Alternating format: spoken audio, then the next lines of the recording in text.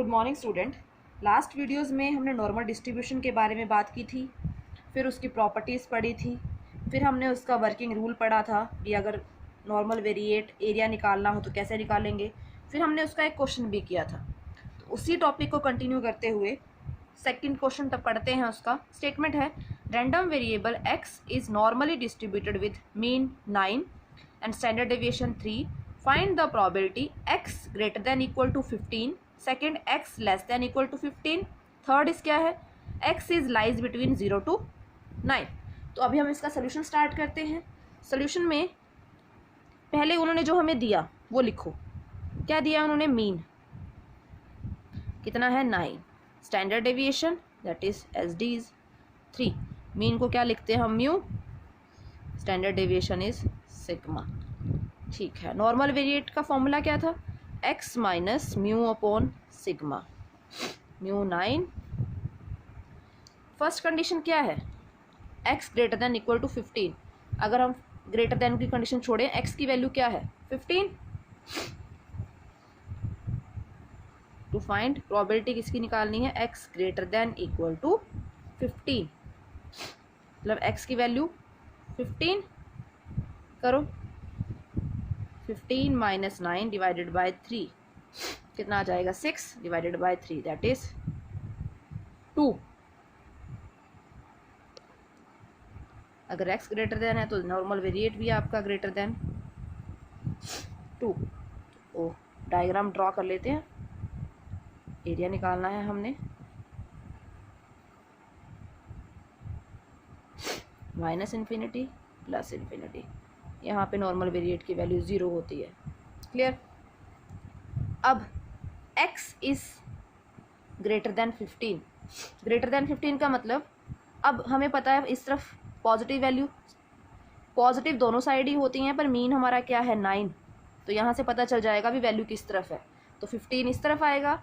अगर वैल्यू 6, 7, 8 होती तो वैल्यू इस तरफ आती। तो 15 अगर मान लिया हमने भी यहाँ पे है हमारा x greater than equal to 15, मतलब एरिया हमने इधर का निकालना है, यही है। अब 2 के लिए वैल्यू देखनी पड़ेगी हमें। तो पहले आप चाहे इसको लिख लो ऐसे p, क्योंकि 0 से स्टार्ट होती है वैल्यू हमेशा।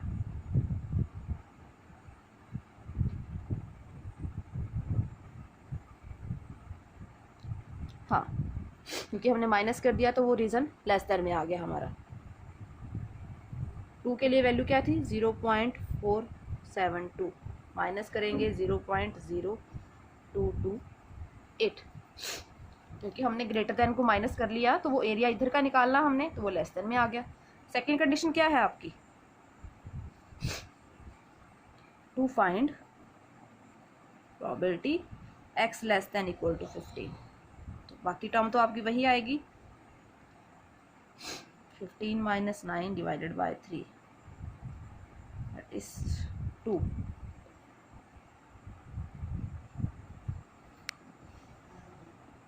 z less than equal to 2। तो अगर हम इसमें लेस देन इक्वल की बात करें, मतलब इधर का एरिया शेडेड, ये ऐसे लाइन लगाई है तो हम ऐसे लगा लेते हैं।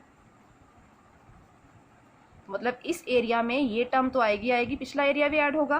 तो यहाँ क्या बन जाएगा? 0.5 प्लस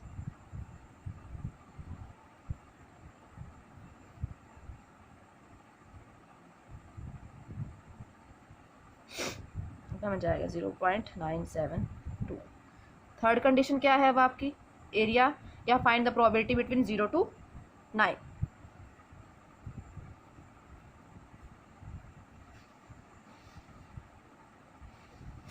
तो दो वैल्यू आएंगी when x is 0। 0 minus 9 divided by 3 is -3 and x is 9 that is 0। ये चीज़ मैंने पहले बोली थी, जब भी हम नॉर्मल वेरिएट में वैल्यू देखेंगे तो वहाँ पे हम कभी नेगेटिव नहीं देखते, हमेशा क्या देखते हैं? पॉजिटिव।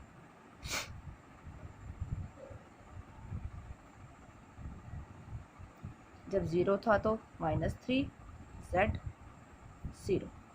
तो मैंने कहा हम पॉजिटिव देखते हैं, तो कर लो। तो अगर 3 की वैल्यू देखें तो बनती है 0.4987। क्लियर?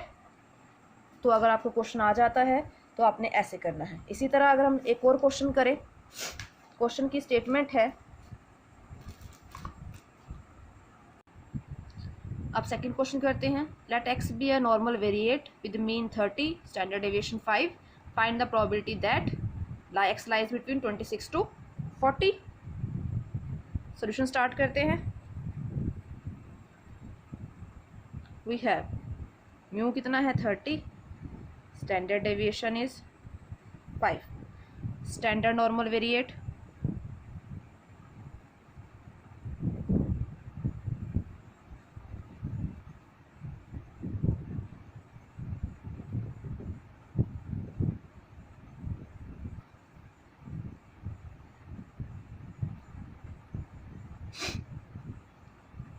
x minus 30/5।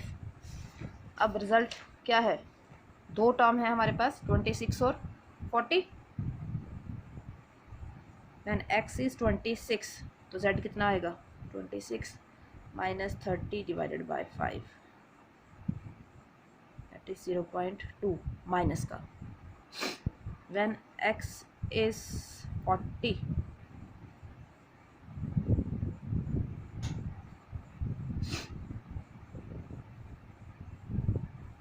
तो रिक्वायर्ड प्रोबेबिलिटी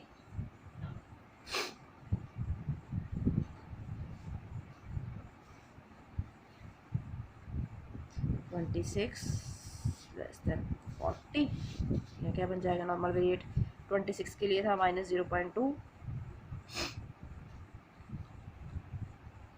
अब इसको लिखें तो क्या बनेगा,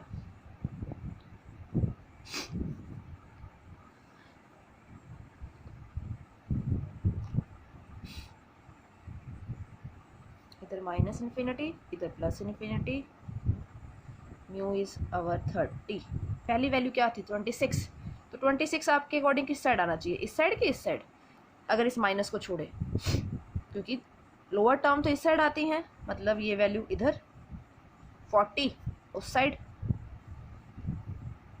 तो अगर एरिया की बात करें तो एरिया में ये 26 और 30 के बीच में ना, तो 26 पे वैल्यू कितनी थी -0.2, तो इधर कितनी है 2, तो एरिया इन दोनों के बीच में, तो ये टर्म दोनों ऐड होंगी।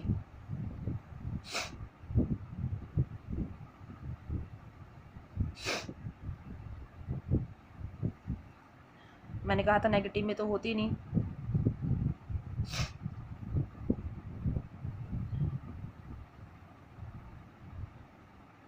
तो 0.2 के लिए वैल्यू है हमारी 0.0793, 0.4472। तो ये थे हमारे स्टैंडर्ड नॉर्मल वेरिएट के क्वेश्चन या नॉर्मल डिस्ट्रीब्यूशन के। तो आपको ऐसे ही क्वेश्चन आएंगे, पर उसके लिए आपको बेसिक टर्म क्लियर होनी चाहिए।